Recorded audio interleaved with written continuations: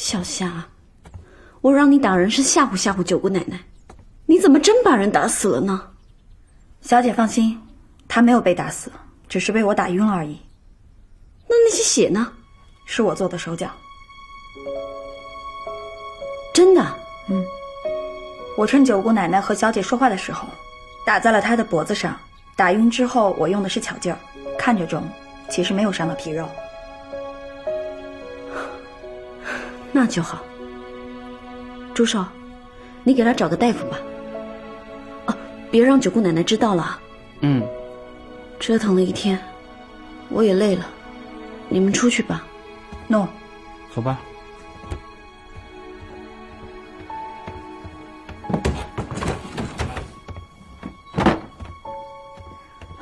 邵总管，小姐应该还没有惩罚过别人，还是下不了狠心。小姐是朱府唯一的血脉了，她要不狠一点儿，将来谁带着我们朱府往前走啊？邵总管，这些事儿太为难小姐了吧？放心吧，小姐不是脆弱的人，自己会想通的。走吧。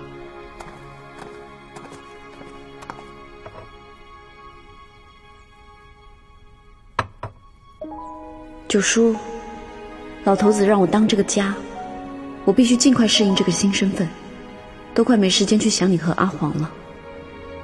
不过你放心，我会赚到足够的钱还债的。元兄啊，实在是抱歉，我没想到他这么难请，连我母妃去请都没请过来。既然他不出来的话，我就进去。元兄是想半夜翻墙会佳人？哎，这个使不得，使不得，这传出去成何体统啊？这有什么呀？痴心郎未见心上人一面，不顾安危，这多浪漫啊！我跟你说啊，我主意已定，我每天对他日思暮想，再见不着他，我会疯的。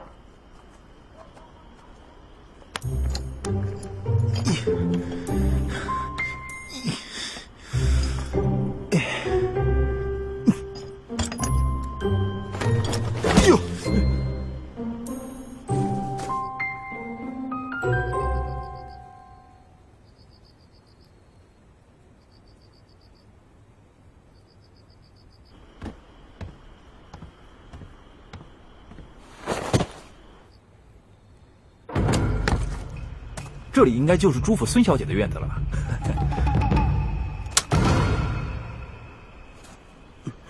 别动手，我是京城守卫府的公子，在追台的时候，我还帮你们家小姐打过架呢。转过来。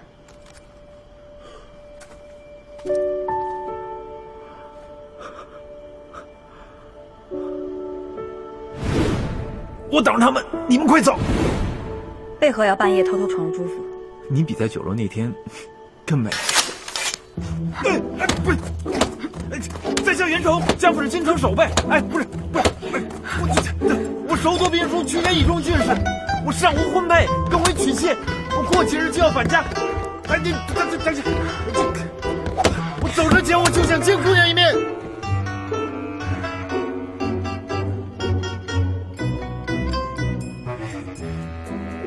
我喜欢你。返家以后，我会叫人过来向你提亲。你认错人了，不过感谢你在醉一台出手的份上，我就放了你。我没认错人啊！那天在醉一台拎起酒坛把吴老虎砸晕的人就是你啊！虽然说你换了一身男装，但我一眼也认出来了。原来他不是冲着孙小姐来的。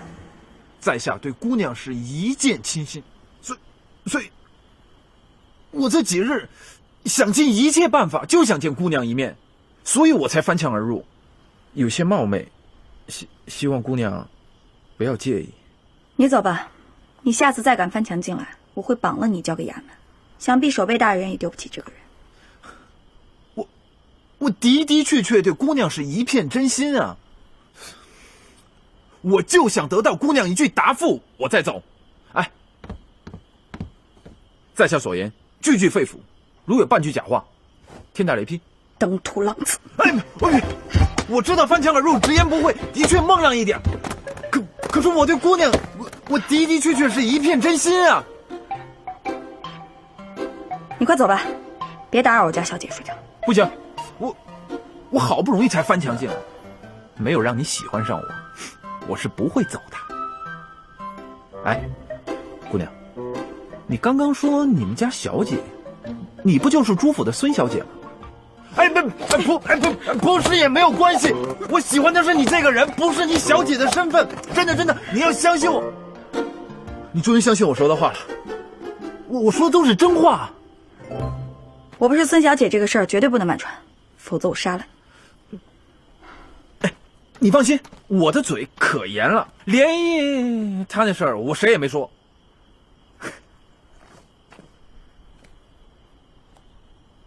你认识连一克？不，我不认识啊，没听说过呀。我要去见他。听说连一克最常出没京城一带，公子是守备府的人，想必认识的人也不少，可知道连一克的下落？姑娘，我真的不认识他。那公子请回吧，希望公子能信守承诺。哎，你找他有什么事儿吗？想谢谢他那天一剑相救，如果公子遇见他，告诉他有空来趟苏州，有人想见他。你想见他？你该不会因为那一剑你就喜欢上他了吧？我告诉你啊，你赶紧死了这条心吧，他心里早就已经有人了。公子遇见他，告诉他便可，其余的等他来了再说。我遇见他，我也不会告诉他。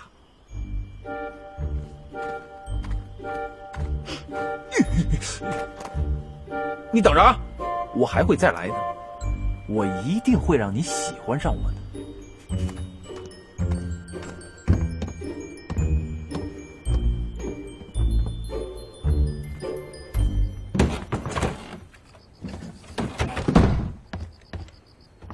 回来啦，小姐。啊？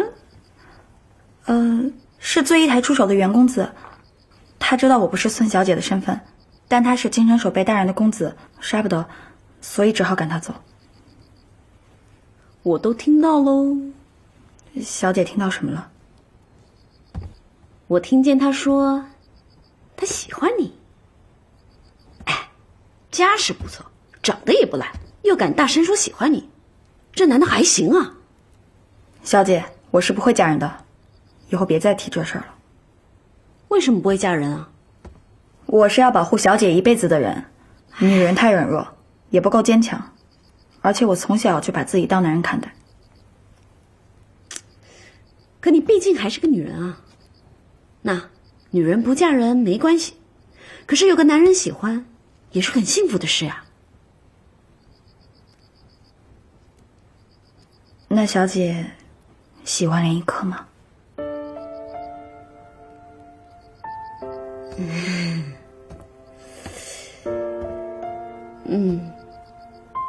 我听袁公子说起连一克的神态，他可能认识连一克。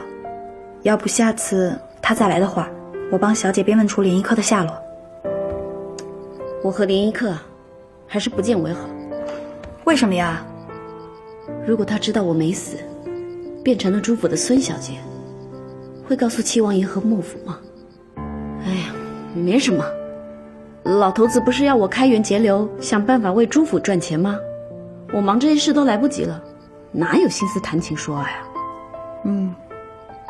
那赚钱一事儿，小姐可想到好法子了？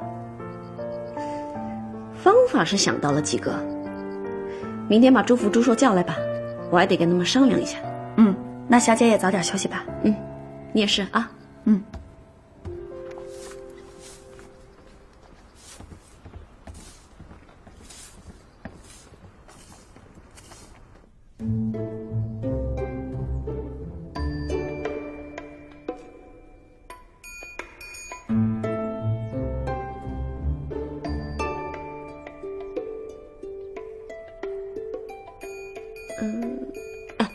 做生意，做。哦，我帮你写。行。小姐啊，你想把钱借给穷人，既不开源也不节流，我们还得自己添好多银子进去，而且还要担心他们能不能按时还这个钱。你说这万一他们还不上这个钱？哎呀，我以前做乞丐瞒着九叔做生意的时候，最缺的就是一开始进货的钱。后来生意慢慢顺了，缺的又是扩大经营的钱。我那时候就在想，要是有人肯借给我这笔钱，6分利息我都愿意。哎呦，小姐，这不是每个人都像你一样属于经商奇才的，这他们要是亏了呢，对不对？我觉得还是把钱贷给商人比较稳妥，比较保险。那可不见得，借贷给商人，投入更多，风险更大，而且商人才看不上那些碎银呢，普通老百姓身上也不缺，缺的就是那些被苛捐杂税掏光家底的穷人。我们借钱给他，不就是雪中送炭吗？皇上现在征税确实集中，穷人也多了不少。不过他们都是以农耕为主，懂得做生意的极为少数。所以我的担心跟朱寿一样，因为咱们做生意有时候货款都会被拖欠，如果他们真的亏了，就是没有钱还给我们，咱们该怎么办？对啊，所以我们要考察啊。一开始的时候我们先别借得太多，等他们按时还款之后才能再借。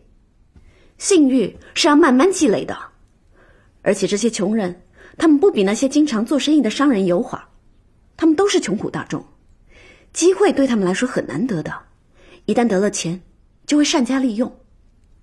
就算有不还的人，也只是少数，亏不了多少钱的。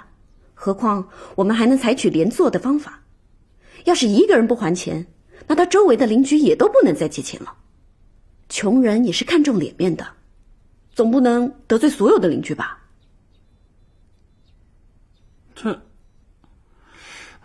哎呀，借钱给穷人做生意，肯定会立刻提高朱府在江南乃至于全国的名气，搞不好连皇上都要嘉奖咱们朱府帮助穷困百姓呢。而且一旦朱府在全国的声望越来越高，就会有越来越多的人想要跟朱府做生意，这样朱府在其他方面的生意肯定也会蒸蒸日上啊。对，哎呀，小姐说的极是啊，我怎么就没想到呢？你想啊，借贷给商人古来有之，一点都不稀奇，但借给穷人，这可是开天辟地头一回啊，这绝对是可以载入史册的呀。而且借钱这个事儿吧，它传得特别快，1传10，10传100，100传1000，1000传万，一下子全国就都知道了。知道朱府人越多，到我们朱府店铺上买东西的人越多，这样我们生意就会越来越好。就这么说来的话，这买卖能做啊，是吧？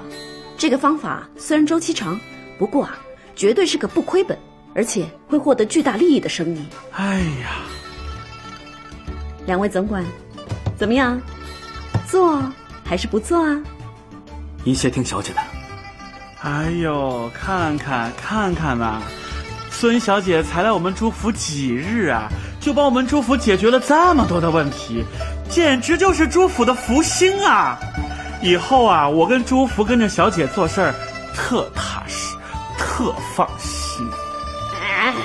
你少给我灌那些甜言蜜语了。我是觉得还有一些地方不是很完善，你们再帮我看看啊，别让人钻了空子。好。听说了吗？朱府在借钱给穷人做生意，每人可借3两银子，可分3个月还，每个月只还1两银子和1点利息就好。而且提前还钱还不用利息呢。有这种好事？我也不知道是真是假，好像是新来孙小姐提出来的。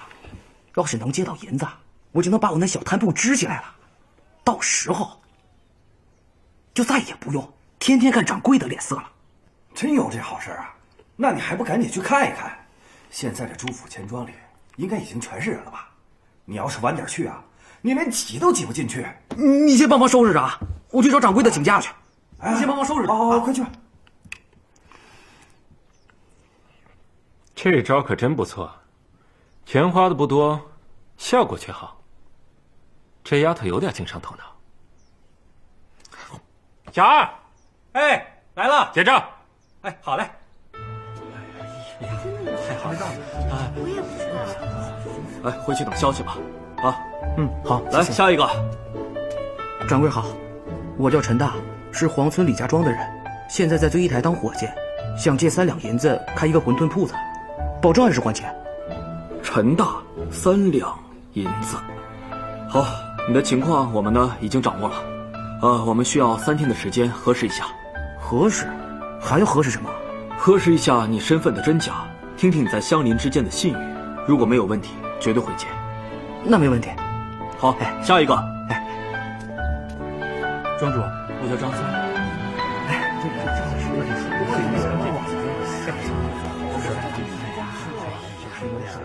看来我们不能光玩，得办点正事儿，要不然这朱府还上了银子，老爷子非骂我不可。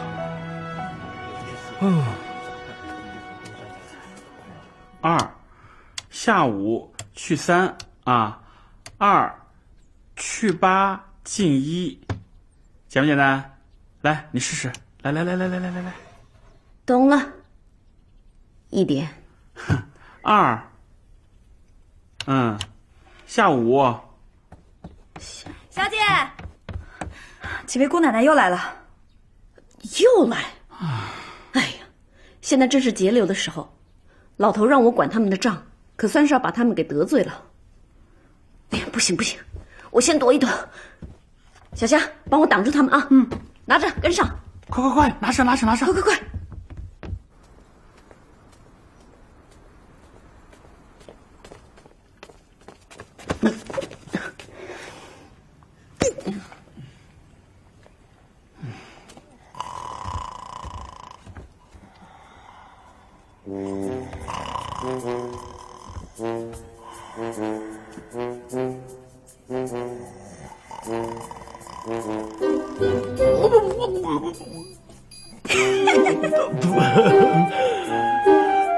哎呦，臭丫头，今天怎么有空过来啊？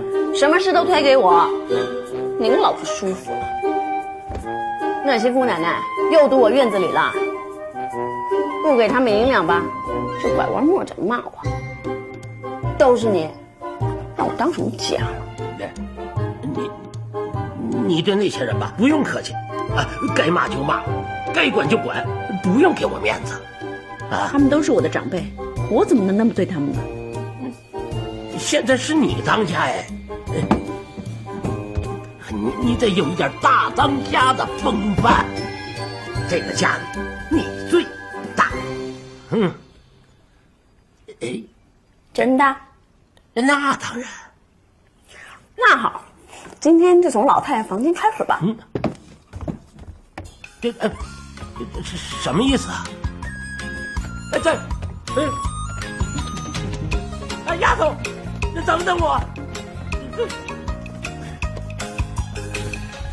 哇，这么大块玉，值不少钱吧？这是老太爷最喜欢的白玉圆雕，700两。700两？哇，这窗这么大，还用胶什么？胶圈啊，对，胶圈，我在咱们诸暨的绸缎铺看过，这起码得用2匹吧？得2匹多。2匹多，那多少钱呢？180两。180两，这个我知道，很名贵的黄花梨。小姐识货。挺值钱的啊。多少呢？得1000两出头。1000两出头啊！哇，这木头漂亮。沉香木。这是沉香木。别，小姐，慢点摸，这根快值2000两了。2000两？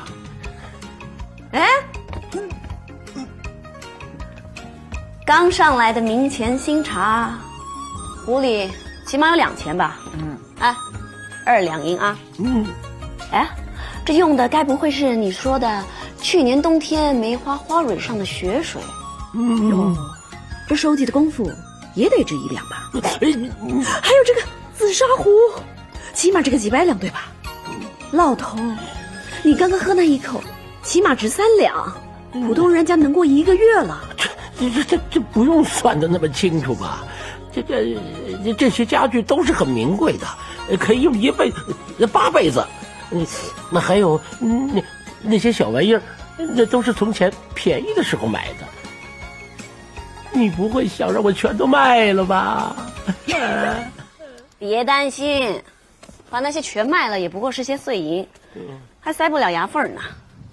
如今要开源节流，我不过是想让朱寿算笔账给您听。朱寿，报个数给老太爷听听。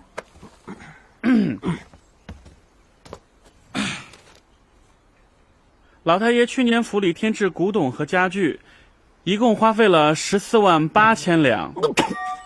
每年府中糊窗户的胶捐要用3000两，姑奶奶们的每年置装费、首饰费大概是12万两银子。至于厨房，每年光花在燕窝和人参上的费用，就差不多1万4千两。其实这花费好像不是特别大，就是人稍微有点多。好，那我现在就大家子提一回，我决定了，以后每院除了月银之外，再多支1000两银。姑奶奶们想买些什么，自己掂量着办，啊，免得想买只钗子还得来找我。不是，这是不是太少点了？这比之前可少太多了。这不行，这说我们家连女眷都养不起，这传出去像什么话？放心吧，老头，姑奶奶们肯定乐意的。他们会愿意？老爷小姐，我觉得小姐这个主意还是挺不错的。以前各位姑奶奶找我报销什么置装费、首饰费的时候啊，哎呀，表面上倒一个个笑呵呵的，这背地里呀，可嫌我抠得很呐，又嫌我问东问西，又嫌我嫌他们东西买贵了。每个月呢，姑奶奶们除了月银也没什么现银，首饰会旧，衣服也会旧。我觉得吧，再怎么着都不如这现银拿到手里面，想买什么就买什么，花得爽快，花得痛快。这1年就剩下10几万两银子，何止？不错，只要他们不跟我哭闹，我愿意呀。那您是答应了？我当然同意。老头，我还有件事，我想让姑奶奶们入股朱府的产业，年终他们也可以分个红利什么的。真是我朱家的丫头，是吗？你说你这脑子是怎么长的？你这脑子是怎么长的？你这主意怎么想出来的？每年给他们1000两银子，转手就把这1000两又拿回来，而且他们手上有多少闲钱都得扔给你，是吗？你这脑子是怎么长的？怎么想不出来呢？那您是同意了？这我当然同意了。你那些姑奶奶和他们那些亲戚，在我们那个店铺里都干活呢。从前吧，都是为了朱府干，一个个都像蛀虫一样。现在呀，都是给自己干了，那还不得屁颠屁颠的呀？是啊，那我就去跟他们说了啊。好，朱寿，走。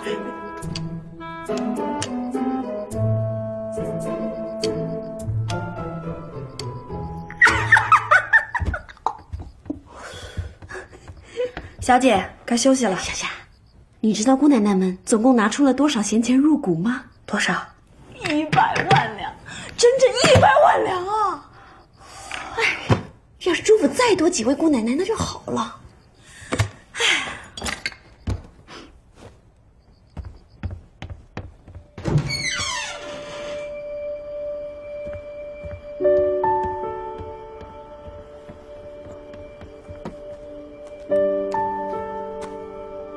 什么人？听说姑娘找我。你是联谊客？正是在下。他来了，他真的来了，他是来找我的吗？不行，九叔说过要防着七王爷。为什么要防？至今还没查清楚。我能出去见他吗？要是齐王爷是个十恶不赦的坏人呢？我出去，岂不是陷朱府于危险当中吗？不行，我不能出去。姑娘，听说你喜欢我。姑娘，我真的是联谊客呀。联谊客要是你这般功夫，估计用不了多久就能听到他被仇人杀害的消息。的确，我的武功一般，但我的剑法特别厉害，我都是箭无虚发。那天就是我射箭救了你，真的，我没有骗你。你说错了，那天联谊客救的是我家小姐。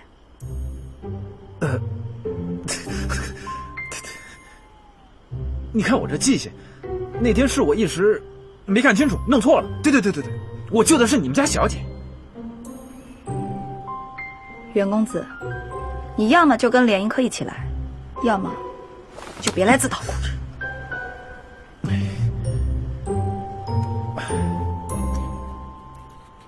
你就那么想见他？对。好，我回去我告诉他。姑娘，咱们也是第3次见面了，我还不知道姑娘的芳名呢，能否告知？小霞。小姑娘，我的功夫的确不及联谊客，但我人好啊，而且我是真心实意的对你好。等你见了联谊客你就知道了，他天天冷着一张臭脸，哪有我天天这么哄你开心的好啊，对吧？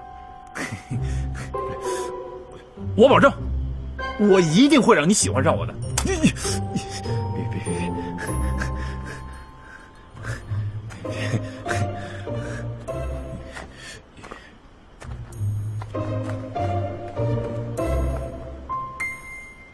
小虾，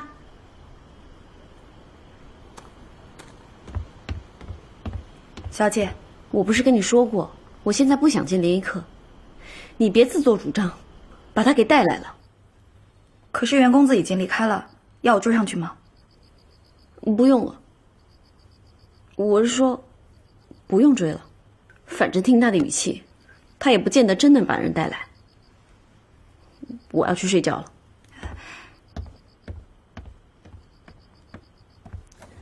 哎，花不起，你到底是想他来，还是不想他来啊？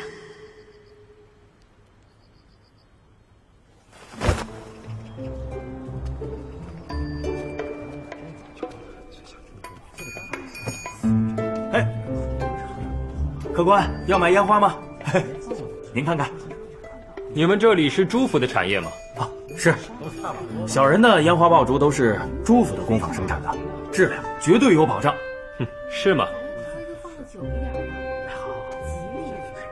那我的这位病人被朱府的烟花炸伤了眼睛，该怎么办呢？公子休要胡说，江南朱家做生意有口皆碑，你是不是搞错了？还是想谎称被朱家的烟花炸伤，想讹诈朱府？算了，我懒得跟你说。听说你们现在朱府的产业是孙小姐当家，去把你们家孙小姐喊过来。哼，我倒要看看，这朱府的烟花炸伤了人，孙小姐也是否跟你一样推诿？孙小姐岂是你想见就能见的？哼，孙小姐的病是你们家福寿总管把我绑了过去才帮她治好的，你说我有没有资格见她？哎，那不是东方神医吗？前几日不见了，今日怎么又突然出现了？原来是东方神医啊！小人有眼不识泰山啊！我这就去禀告朱府的老太爷，请老太爷定夺啊！您稍等，稍等啊！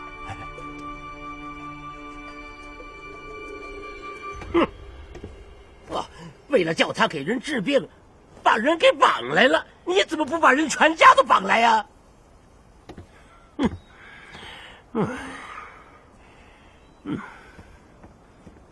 哎呀，老爷，这事儿真不能怪我们俩，都要怪东方神医，说什么救贫不救富。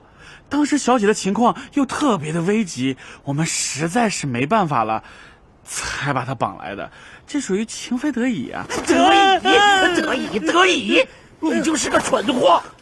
绑人那种事你也能做呀？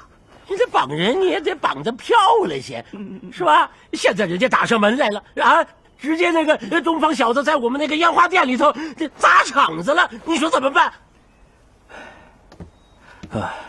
老太爷，您先息怒，这个确实是当时小姐生命垂危，只有东方石能解这种无解之毒，所以我们这才出此下策。哦，这是下策，那你跟我说个上策呀？现在该怎么办呢？哎，老爷，我看那个东方神医对我们家小姐其实挺有意思的，而且他又指名点姓非要孙小姐去处理，不然就让孙小姐蒙面跟我一起去烟花店，由我出面把东方神医请到里屋，由孙小姐跟他谈，再让小虾来把那个烟花工坊的管事叫到店里边问个清楚。您觉得这样行吗？那就去吧。哦，好。你还杵这儿干嘛？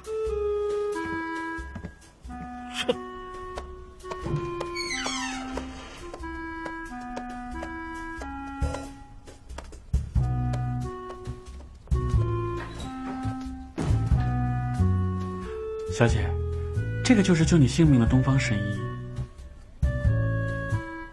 拜见东方公子，多谢公子救命之恩。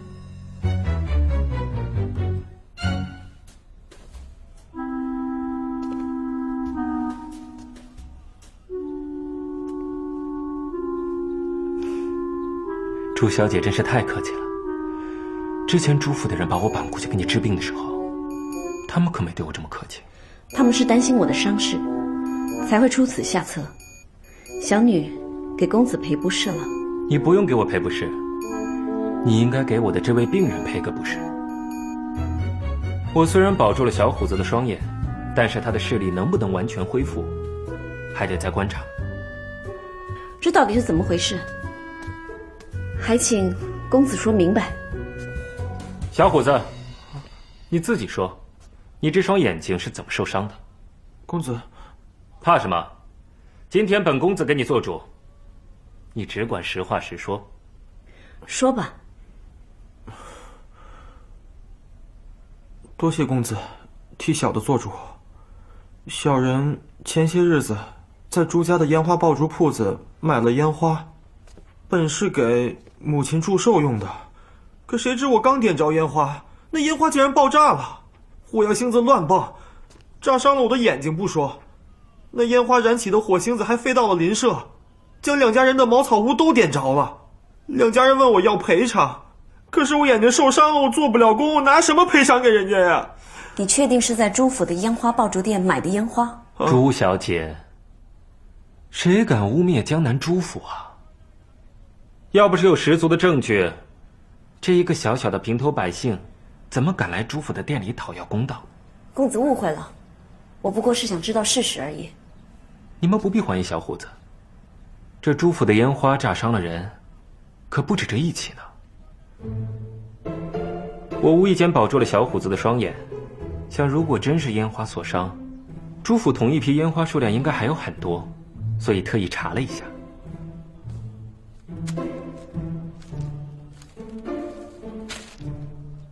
这名单上的所有人都买了朱府的同一批烟花，不过他们比较幸运，受伤没那么严重，所以就没来朱府找你们。你如果不相信的话，现在可以派人去查一查，或许朱府里现在就有同一批烟花，也可以现场点来试一试。还有同一批次的烟花吗？啊，还有很多。拿一个去院子里试试，注意安全。好。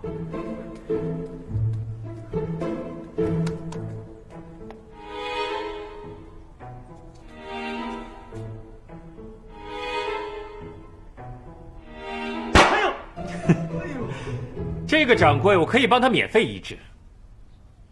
不过朱小姐，这朱府卖的到底是烟花，还是要人命的火药啊？朱家卖出的东西出了问题，朱府一定会负责到底。哦，怎么负责？这位受伤的小兄弟有多少损失，我朱家店铺悉数赔偿便是。名单上的5个人也一样。不过，小女子有2个问题想请教公子。朱小姐，请问，这小虎子的眼伤可能医治。唉，在下尽力而为。公子说笑了，既然连神医都这么说，那我想应该是有10成的把握。小虎子的伤就交给公子您医治了，再贵再好的药，朱府都能花得起。那不知道朱小姐的第二个问题是？这名单上的5个人，公子可都去医治过？医治过。他们的伤势都无碍吗？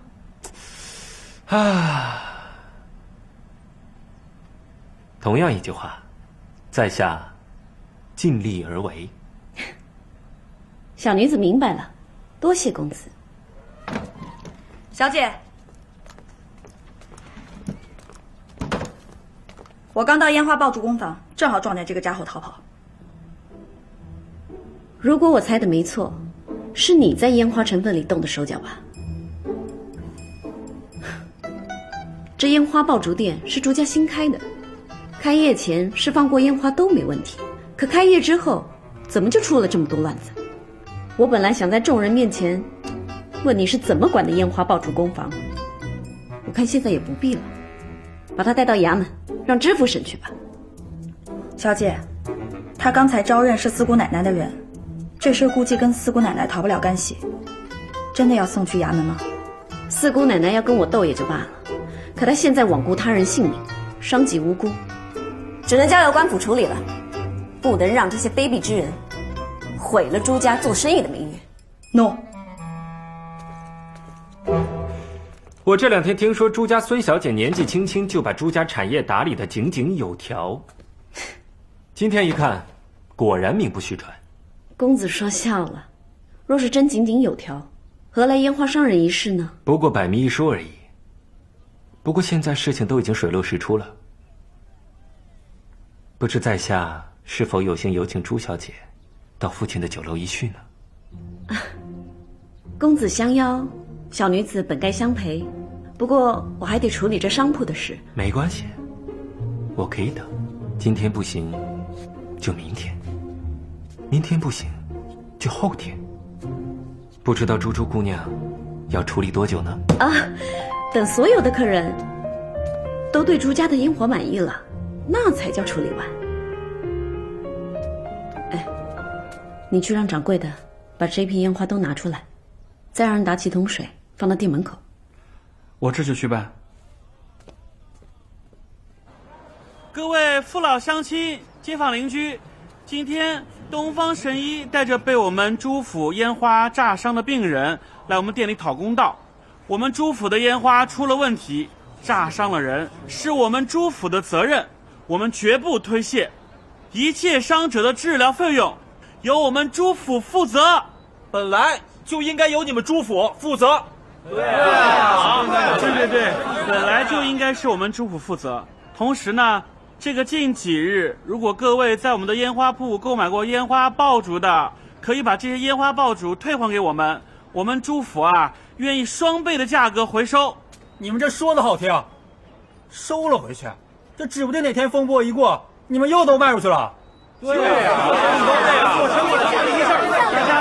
大家放心，这一批烟花我们绝对不会再卖了。为了大家的安全，也为了我们朱府的信誉，刚才我们的孙小姐已经再三的叮嘱过我了，这批烟花必须销毁。所以今天当着各位乡亲老百姓的面，我们把它销毁了，给大家一个交代，好不好？好。来人，倒水。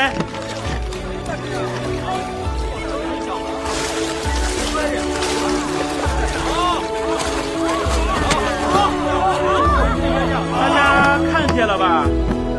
这就是我们朱府对自家商品的要求，不管是烟花爆竹、丝绸茶叶，还是金银首饰，质量必须是1等1的好。我们小姐说了，从今日起，但凡有人发现我们朱府卖的东西商品质量有问题的，赏银10两。好，欢迎大家监督。咱们赶紧去朱府的首饰店看一下。对啊，说不定还能赚10两银子呢。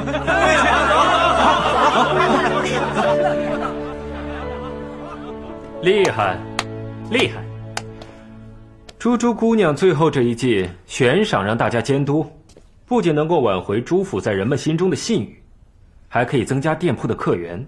相信朱府工坊里所有的工人都会更加小心谨慎，残次品将大大减少，一石三鸟。朱姑娘这一计果然高明。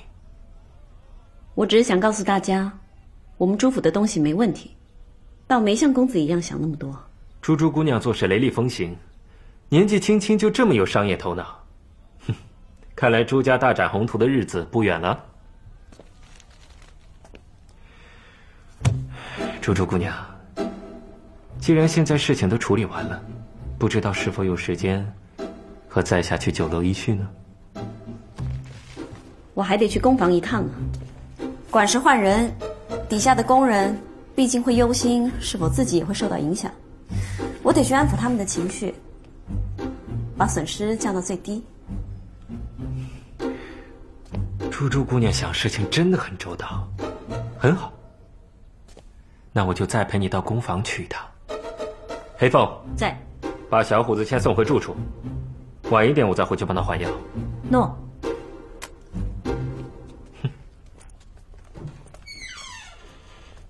小姐，事情全部办妥了。啊，那就好。你再去安排一位新的管事，安抚好底下的工人。东方公子盛情邀请，我陪他去酒楼说说话，那些事就麻烦你了。小姐，不如我让醉姨台把酒菜送到这里来，您觉得如何？我只是想陪你们家小姐去酒楼聊一聊，不会把她怎么样。况且，她的病还是我治好的，没有我就没有现在的她。你不必对我这么谨慎吧？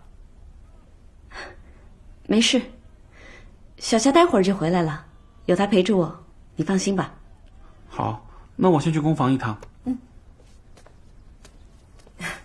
前几日我偷偷溜出朱府，差点被人杀死，他们才会那么谨慎。还请东方公子见谅。如果东方神医不害怕跟我在一起有危险的话，我们待会就去醉一台。此事我也听说了。不过珠珠姑娘请放心，今日有我在，我善解毒，更善于下毒。